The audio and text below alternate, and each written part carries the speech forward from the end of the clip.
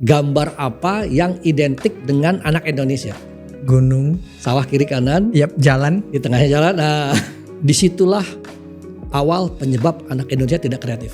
Kok bisa? Laki-laki itu nggak boleh gondrong, Tuh. dia berontak, akhirnya digondrongin. Nah itu kan sebetulnya tidak lain bentuk waktu dia kecil tadi, cuman dia nggak, bedanya dia nggak ngomong. Ya, Kalau yang udah gede dia speak up, ngerasa dia udah punya power ataupun argumennya udah ngerasa bisa didengar orang. baru berani. Dia berani. Iya. Kayak gitu. Dulu nggak. Nah anak-anak itulah yang menurut gua terjadi di Indonesia. Kalau saran gua sih, kalau boleh gua mengusulkan ke guru-guru anak-anak TK apa itu ya, Apa itu Kang? perbanyaklah referensi istilah pemandangan itu dengan referensi, dan biarkan anak-anak itu bercerita gambar ekspresi dia aja, jadi nggak usah ada benar salah.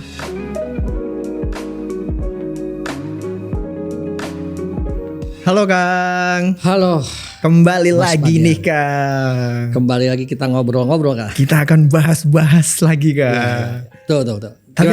Tapi aku masih ini Kang. Masih kepo soal kreativitas. Kreativitas. Ya, aku masih kecenderungan suka sesuatu hal yang berbau itu kayak ini ada seninya, ini ada kreatifnya. Ini gimana sih cara bikinnya, ide-ide atau gagasan kayak gitu loh Kang. Nah, entah itu dari musik, film ataupun art dan lukisan kayak gitu. Kira-kira nih Kang, kalau dari Kang Motul sendiri, gimana sih Kang caranya kita itu jadi kreatif? Wah. Tips menjadi kreatif gitu ya. Tips menjadi kreatif. Ini buat anak-anak dan teman-teman yang lain harus didengerin. Apa? 7 langkah menjadi kreatif Iya. dalam 3 hari. Wah. Weh, belum kreatif kalau belum dengerin 3 hal yang kita sampaikan. Gitu. Ya, oke. Gue dari umum dulu ya. Kita general umum dulu. Umum dulu. Boleh Kang. Jadi yang pertama nih, ini bagus kalau dipotong untuk jadi promo nih, yaitu kreativitas itu bukan hanya dimiliki oleh orang-orang seni. Kreativitas itu bukan dimiliki oleh orang-orang seni. Ya, jadi jangan apa istilahnya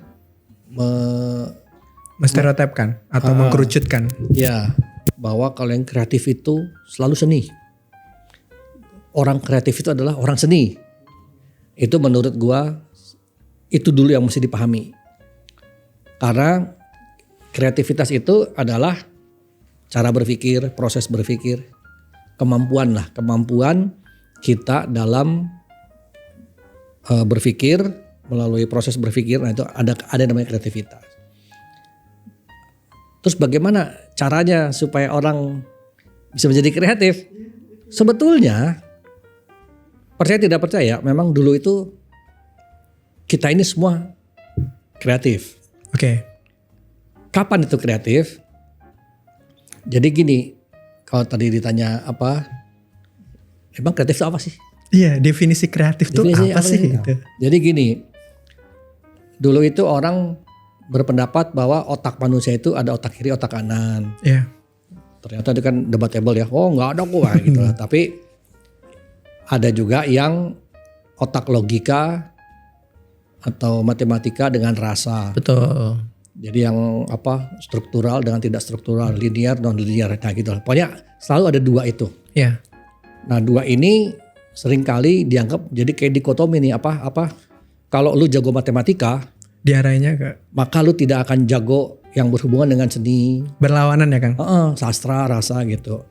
Kebalikannya kalau orang yang sudah kuat di urusan rasa, itu biasanya nggak jago matematika. Iya, kalkulasi angka-angka gitu nggak bisa. Jadi selalu ada dikotomi itu. Oke. Nah, itulah yang membuat akhirnya semua yang ada di explore di masalah rasa itu dikatakan adalah kreatif. Oh. Padahal, nah ini kreatif itu dari yang gue baca dan gue kumpulkan ya. Oke. Itu adalah kemampuan manusia itu menggeser atau mengatur ke kiri ke kanan logika rasa logika di saat bersamaan. Oh sebenarnya itu tuh mencampurkan antara dua rasa itu Kang? Iya, bukan Dua hal. Dua hal itu. Dua blok, dua kemampuan, dua hal yang berbeda.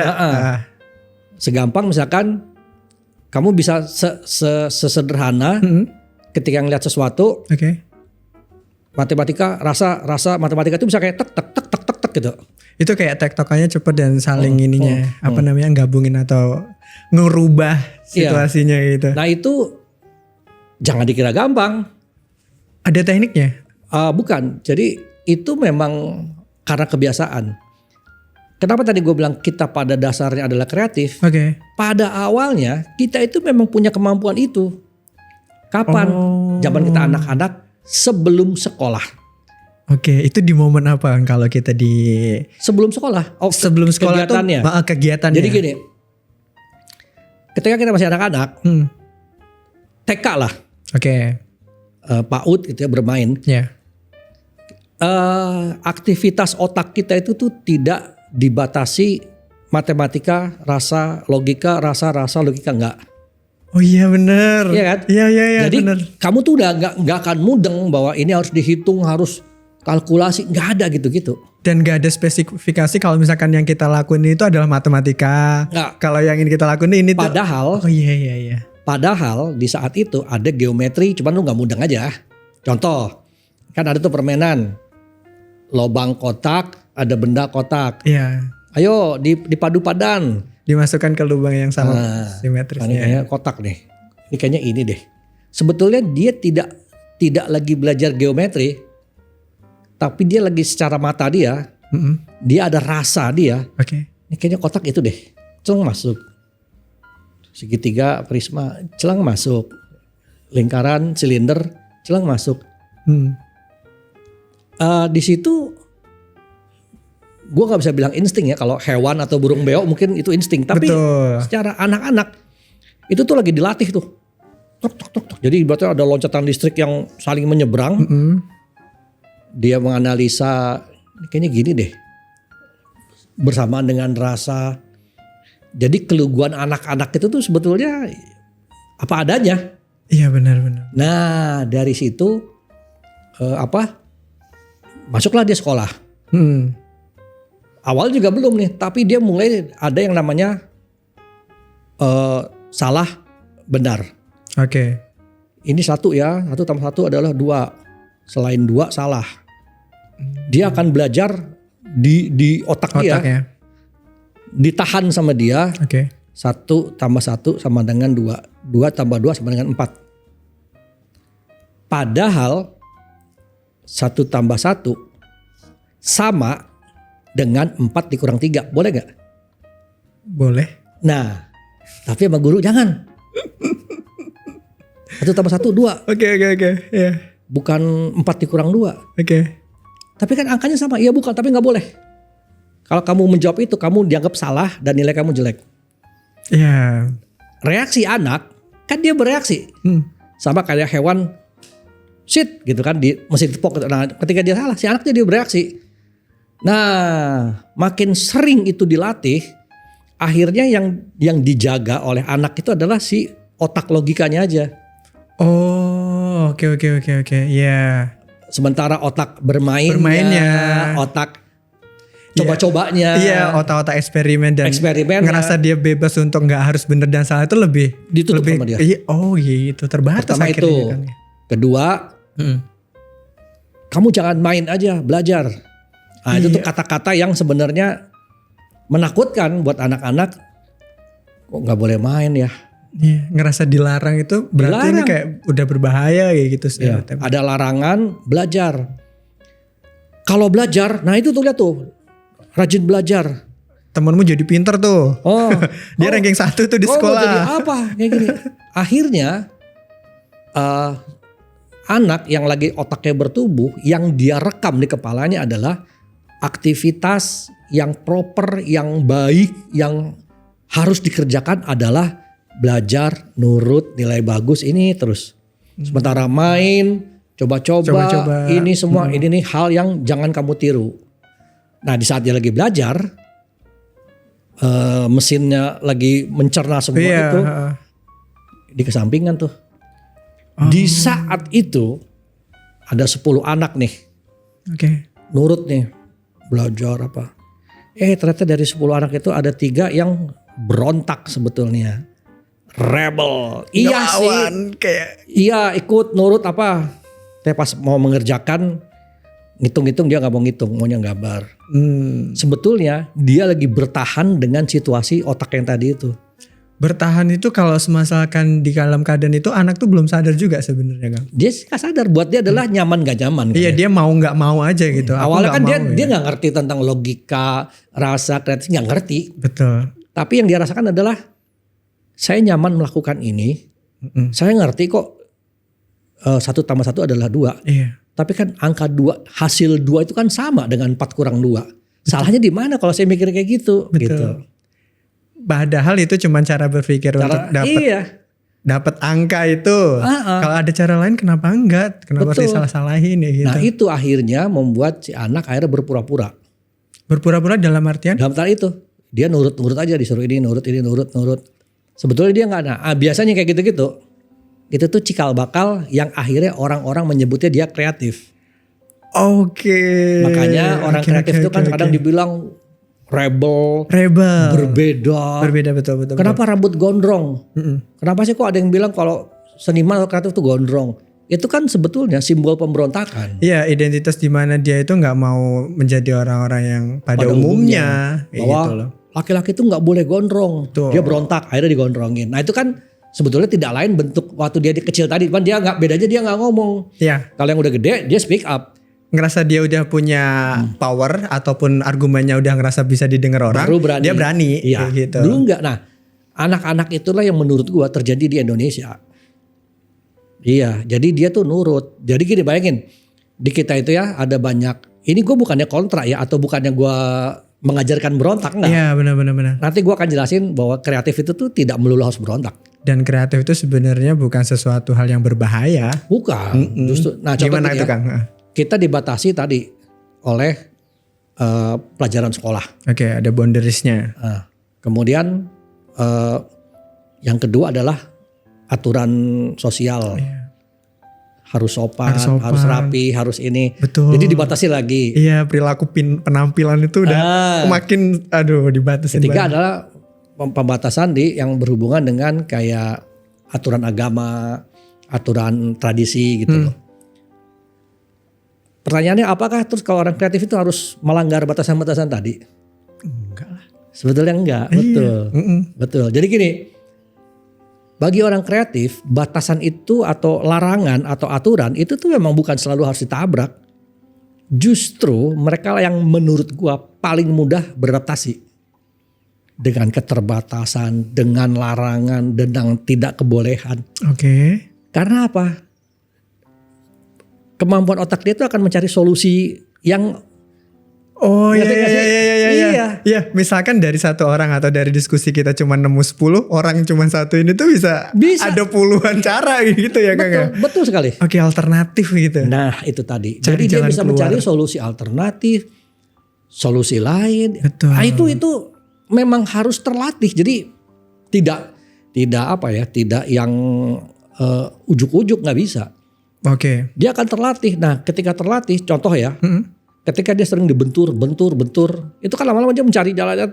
Lama-lama, suatu ketika dia menghadapi, belum kebentur nih, mau menghadapi itu bukan nggak mungkin dia akan bisa melakukan manuver yang lebih agile. Nah itu menurut gue bagus ya, kemampuan kayak gitu. Nah di kita itu seringkali terjadi tak terduga. Misalkan ini orang hidup miskin, yatim piatu, tinggal di asrama. Penuh batasan. Betul. Kurang batas di mana? Di asrama kan dibatasi loh. Betul. Kalau misalkan dari sesuatu hal yang dilihatnya dari kacamata itu tadi, itu udah sangat kita tuh minim banget untuk melakukan hal kayak gitu loh. Lah tapi tiba-tiba dia gak punya orang tua, tinggal di asrama, tertekan, keterbatasan, gak punya uang, gak punya mainan, gak punya. Tiba-tiba daya struggling dia, daya alternatif solusi, kok bisa lebih ini ya. Nah berarti dia tuh sebetulnya punya kemampuan berbeda, solusif, rebel, tapi dia ngikutin aturan. Kalau dia beneran berontak, dia pasti berantem, kan gitu. Nah itu kalau ditanya tadi, di sini gue bukan bilang bahwa sekolah itu salah. Ya.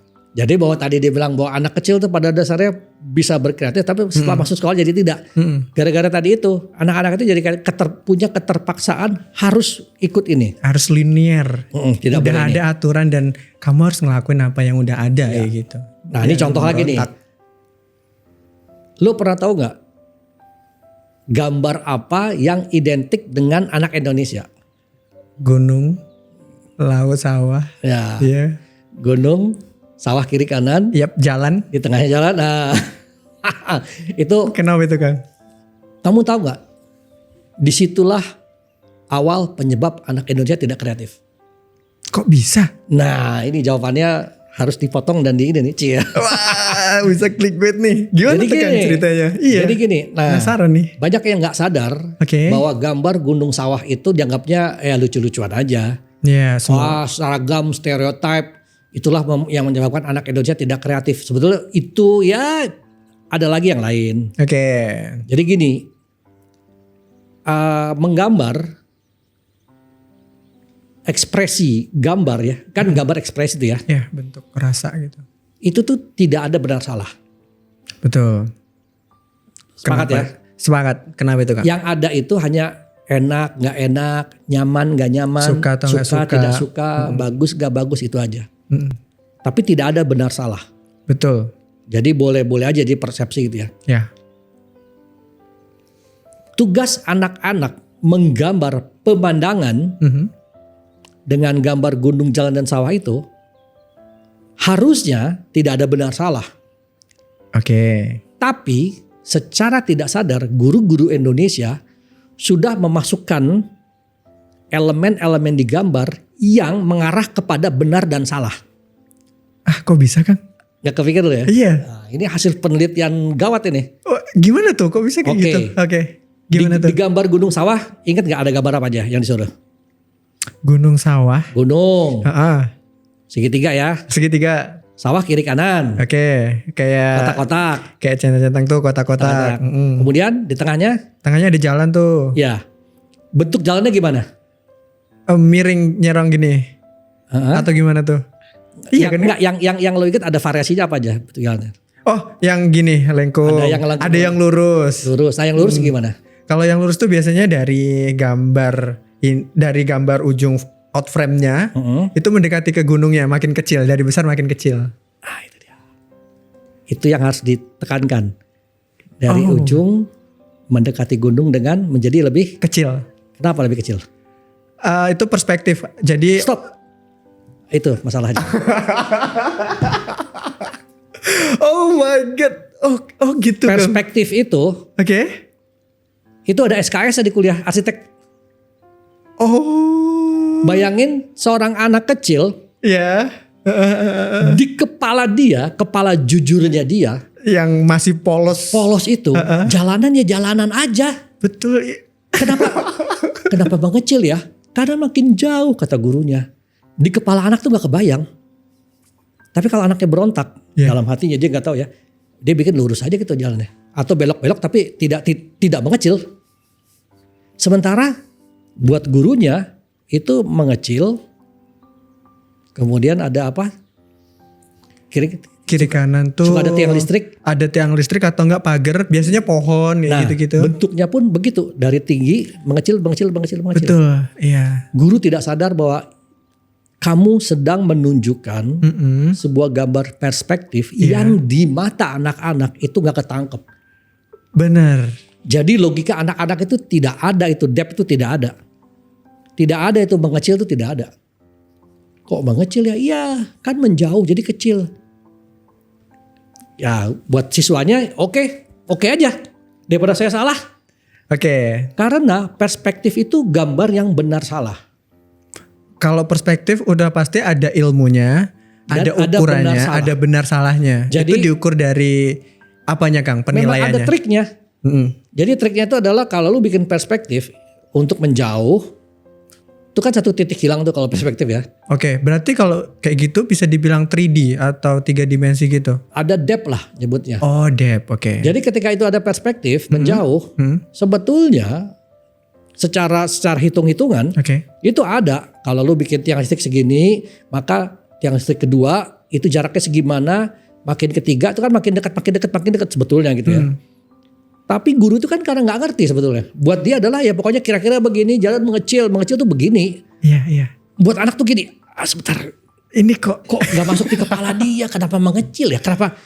Kenapa bentuk jalan mirip dengan bentuk dua gunung yang di atas ya, sama-sama segitiga? sama-sama Nggak mengkerucut. kepikir sama dia.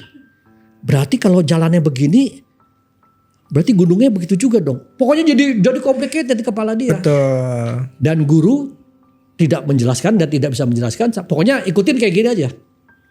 Dan guru gambar itu terlatihnya hanya bagaimana anak itu bisa menjiplak gambar ini menjadi gambar dia.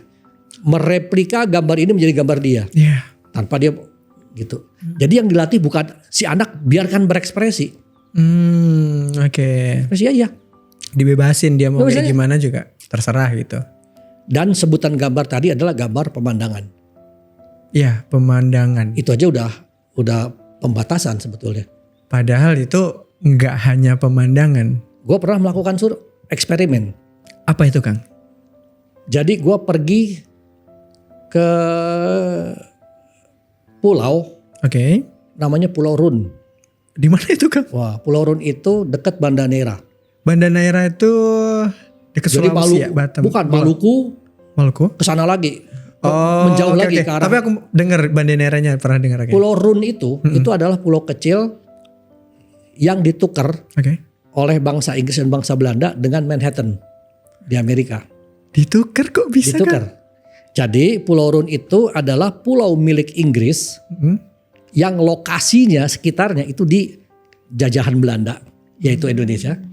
Sementara pulau Manhattan di Amerika Ya. itu kebalikannya. Itu adalah pulau milik Belanda yang di sekelilingnya punya Inggris. Jadi kan mereka pernah perang. Oke. Belanda dan ini belok dikit ya. Iya. Pernah perang sampai akhirnya mereka berunding. Bro, udahlah. Itu pulau lo, Manhattan, itu Pulau Run, kita tuker aja lah.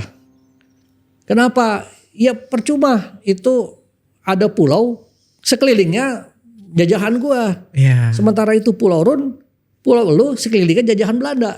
Kita tuker aja. Jadi itu punya lo, itu punya gua. Oke. Sama ya. Oke, sepakat lah. Salaman. Sejak itu si Pulau Manhattan itu dulu namanya New Amsterdam. New Amsterdam. Menjadi Manhattan. Nah, Pulau Run menjadi Pulau Run itu, dan itu menjadi milik Belanda. Oke, diakuisisi Belanda. Ya. Oke, kembali. Gua ke Pulau Run itu. Oke. Ketemu anak-anak SD kelas 1 kelas 2 lah. Oke, itu situasinya di sekolahan, Kang. Anak sekolah yang lagi tidak sekolah. Oke. Gue bawa alat gambar, gue bawa kertas gambar, gue bawa pastel. Gua Charcoal. Ya, gue kumpulin ada mungkin 10-20 anak lah. Oke. Gue kasih kertas. Yep. Gue melakukan nih sama teman-teman gue. Oke, gambar pemandangan. Ayo gambar pemandangan. Oke, diinstruksiin tuh. Akhirnya gambar tuh anak-anaknya. Yang terjadi, mereka tidak gambar gunung. Tidak gambar sawah. Karena tidak ada di daerah dia. Gambarnya adalah pantai, kapal laut, orang nelayan. Mancing, nyari ikan. Kaget saya. Wah, gile. Jadi pertanyaan kan ya. Iya, kok bisa. Berarti anak-anak ini tanda kutip tidak terkontaminasi dengan konsep gambar pemandangan guru-guru di tempat-tempat lain. Ya, di sekolah-sekolah lain. Mulai bertanya gue, jangan-jangan di tempat lain juga kayak gitu. Di daerah lain ya, Di Kang? daerah lain. Akhirnya gue coba ke daerah pulau tapi yang ya Pulau Seribu gitu ya. Oke, pesisir lah, masih pesisiran. Gambar pemandangan gunung dan sawah. Jadi kalau menurut gue ini bukan masalah referensi anaknya, tapi memang dari guru. Kalau itu masih di trigger atau dibimbingnya masih dari guru. Ya, bahwa Oke. makanya tadi kenapa gue bilang gambar itu membuat anak tidak kreatif ya, karena memang ada peran guru yang menyebarkan gambar tadi itu. Karena kalau Pulau Run mungkin bisa jadi gurunya juga nggak ini gitu ya. Jadi tidak terkontaminasi tuh mereka. Oke. Nah jadi itu kalau saran gue sih, kalau boleh gue mengusulkan ke guru-guru anak-anak TK apa itu ya, Apa itu, Kang? perbanyaklah referensi istilah pemandangan itu dengan referensi. Dan biarkan anak-anak itu bercerita gambar ekspresi dia aja. Jadi nggak usah ada benar salah. Oke, berarti kalau misalkan dari guru-guru itu jangan stereotipkan kalau penggambarannya itu pemandangan harus ini. Mungkin kasih beberapa referensi atau pandangan yang dia itu bisa nge-explore apa yang dia inginkan. Dan sebisa mungkin gini, kalau untuk mereka, justru anak-anak itu sebenarnya kan tertarik untuk bercerita. Lewat gambar. Oke, gambarkan pemandangan yang pernah kamu lihat. Ceritain ke kita. Nah itu. Bisa jadi anak-anak Jakarta Utara itu gambarnya adalah rumah-rumah panggung di pinggir laut dengan perahu-perahu nelayan. Bisa jadi, kenapa tidak? Iya. Kalaupun tidak mirip, biarin aja. Bener, nggak surrealis, ya udah nggak apa-apa. Tinggal gini. Oke, sekarang udah ya. Kamu coba mana gambar kamu? Coba ceritain kamu gambar apa itu? Ceritain kan dia. Ini di belakang rumah saya pemandangan laut, ada nelayan gini-gini. Gak mirip gak apa-apa. Tapi ketika dia menceritakan itu sebenarnya lagi memancing otak dia tuh lagi theater of mind. Jadi dia punya ini. Nah itu lebih penting sebetulnya. Betul. Nah itu balik lagi kalau tanya apa tips menjadi kreatif, latihlah kemampuan berpikir nyebrang tadi. Oke. Kalau misalkan kita melatih sebelum lebih jauh lagi Kang, kreatif itu bisa disebut juga problem solving gak sih Kang? Ya gitu itu tadi. Kalau tadi kan ada itu manfaat. Ada referensi lain kan, ada perspektif ataupun cara lain gitu. Nggak, kalau itu jadi problem solving itu adalah kemampuan otak manusia yang kebetulan itu otak kreatif. Jadi manfaat dari kreatif adalah kamu bisa menyelesaikan masalah. Apakah kalau tidak kreatif itu bisa? Ya bisa. Kayak gitu. Karena kan gini, problem itu ada problem yang sifatnya matematis, ada. Benar. Tapi ada juga problem yang masalah itu emang ini apa ya? Nah itu dibutuhkan kemampuan berpikir lain yang lebih taktis. Nah itulah mungkin kreatif tadi. Oh masuknya lebih ke situ ya Kang ya. Oke, berarti ada beberapa hal yang bisa dibedakan karena itu sebenarnya mirip tapi tidak sepenuhnya itu seperti kreatif tadi. Betul. Gitu. Oke. Nah, jadi menjawab segala semua tadi di awal, bagaimana supaya menjadi kreatif? Untuk kita yang udah sekolah, maksudnya terus udah ngerti. Udah bagaimana dong cara ini? Nah, harus disadari kamu sukanya apa dan yang kamu tidak suka apa. Misalnya, kamu suka dangdut Lorenza. Oh, lagi hits tuh. Tukang tambal ban. Aku iki. Berarti lu sukanya gaya dangdut. Yang gak suka apa? Jazz. Misalnya. Nah, kalau kamu mau melatih menjadi kreatif, mulailah mendengar lagu jazz. Itu nyoba untuk kita mendengarkan sesuatu keluar hal yang dari, cuman. Betul, kebiasaan kita. Dalam arti kita lagi men-trigger otak yang selama ini kita pasifkan sendiri. Itu ibaratnya membangunkan otak kita yang selama ini tidur. Otak yang selama ini sukanya dengan lagu cuman dangdut ya. Tiba-tiba kamu pelan-pelan dengerin jazz. Bukan masalah ngerti nggak ngerti, dengerin aja. Suka nggak suka urusan nanti, dengerin aja. 5 menit gak kuat udah matiin. Contoh lagi, kamu gak suka mata pelajaran apa? Matematika, sukanya gambar doang. Cobain suka matematika. Dibalik tuh. Yang lebih ekstrim, kamu gak suka makan sayur, mending cobain makan sayur. Gitu. Jadi dengan begitu kita kepancing dan sebenarnya lagi membangunkan otak kita yang lagi tertidur untuk lebih terbuka. Yang sudah selama ini gak pernah kepake gitu ya. Dibangunin. Terakhir nih Kang. Berarti kalau misalkan kreativitas yang kita tidak sadar dari kecil itu emang sebenarnya sudah ada. Kita kan kamu tuh bilang kalau itu membangunkan kita. Kalau misalkan kita yang sudah gede ini, yang tadi hanya melulu soal kayak misalkan hanya dengerin lagu, berarti semakin banyak ataupun semakin kita mengenal sesuatu itu berarti akan meningkatkan kreativitas kita. Betul sekali. Itu makanya kalau misalkan dan enaknya tuh gini Mat, kalau kamu sudah melatih, kamu sadar ya, saya butuh membangunkan otak kreatif saya. Sadar nih kamu ya. Dengan begitu saya sekarang menjadi orang yang menerima apa aja. Saya membuka diri lah gitu. Saya tuh gak ngerti lukisan. Saya coba datang ke galeri, datang ke pameran. Cuman pengen tahu aja gitu loh. Memahami. belum tentu paham, jangan-jangan. Ya, cuma sekedar oke, aku pengen Datang tahu, aja. pengen tahu. Contoh nih ya. Contoh. Saya mau membangunkan atau membiasakan otak kreatif saya berjalan. Saya mau ke galeri sekarang. Mau ke lihat pameran lukisan. Masuk nih kamu. Kamu nggak usah kepikir ini gambar apa, artinya apa, nggak usah. Itu otak logika. Berarti Kamu nggak boleh lihat aja. dipaksakan. Jangan dipaksain. Kamu lihat ya, dari serangkaian semua yang dipajang itu, kamu tertarik mau lihat mana duluan?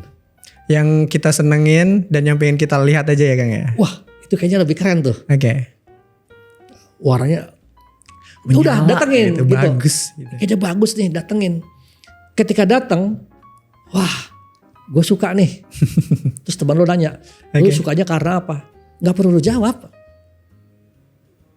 Gak harus kita jelasin. Kalau jelasin, lu lagi memancing otak logika lu untuk menjelaskan. Apa yang digambarkan dalam lukisan itu. Dan lu Jatuhnya akan memaksa. mencari-cari tuh pembenaran secara logika. Kenapa gue bilang bagus ya. Nah itu tuh beban buat orang yang gak ngerti. Oh. Padahal oke. gak harus dipaksa. Udah suka, ya suka aja. Kenapa? Gak tahu ya. Biarin aja gak apa-apa. Udah. Oke. Nanti kalau kamu makin sering, itu kamu bisa loh menjelaskan kenapa kamu suka kayak gini. Gak tahu ya, ini Terlatih gitu ya, perpaduan warnanya kok kayak, nah itu udah terlatih, itu udah nggak bisa ini. Oke. Dan itu balik lagi nggak ada benar salah. Lu salah lu nggak bisa. Yap, dan gak ada pembatasan-pembatasan yang Iya. harus ini itu sebenarnya kayak ya itu Nggak mungkin usah. dari orang yang Iya. minim referensi mungkin ya mungkin. Jadi dari lagu cobain denger yang kita nggak biasa. Dari visual sama dari otak nonton kita nggak suka nih. Sukanya film Hollywood, nggak suka film India. Udahlah sekali-sekali nonton India. Yap. Sekuatnya kagak kuat ya matiin. Yap. Nggak nyaman gue ya sudah. Tapi kalau pas itu cobain apa, jangan-jangan itu bisa, itu membangunkan tadi. Oke. Aku sangat apa ya Kang? Pengen mencoba. Iya, jadi aku juga punya ketertarikan ke hal-hal yang Kang Motul tadi sampaikan bahwa kalau yang Kang Motul lakukan eksperimen soal lukisan tadi itu aku baru denger ya gitu loh. Dan luasnya soal kreatif itu emang bener nggak ada yang salah. Nanti coba kita gali lagi yang dari tempat lain, mesti ada lebih seru lagi. Bener, aku juga masih penasaran kalau misalkan kreatif yang lain tuh kayak gimana sih Kang? Iya, Itu boleh. aku pasti akan tanyain lagi sih Kang kalau kita ketemu lagi. Termasuk pemain sepak bola kreatif. Wah, padahal dia nggak bisa gambar. Loh kok bisa? Nah itu ada nanti tuh. Oh ada juga Kang? Nanti kita bahas lah itu. Oke, siap. Jadi kurang lebihnya kayak gitu teman-teman. Buat teman-teman yang Mungkin ngerasa, teman-teman punya pengalaman. iya ngerasa kalau misalkan, oh ternyata bener ya, oh ternyata ada orang yang berpikiran sama, Ya. ya bisalah apa Silakan namanya, di-share lah. di-share ataupun komen atau nambahin argumen tertentu yang bisa menguatkan dan bisa ngasih tahu ke orang-orang lain bahwa kreatif itu sangat luas, kreatif itu sangat apa ya, membahagiakan juga gitu loh. Ya, Kayak gitu sih. nyaman-nyaman ya. Oke, kita pamit dulu guys, see you.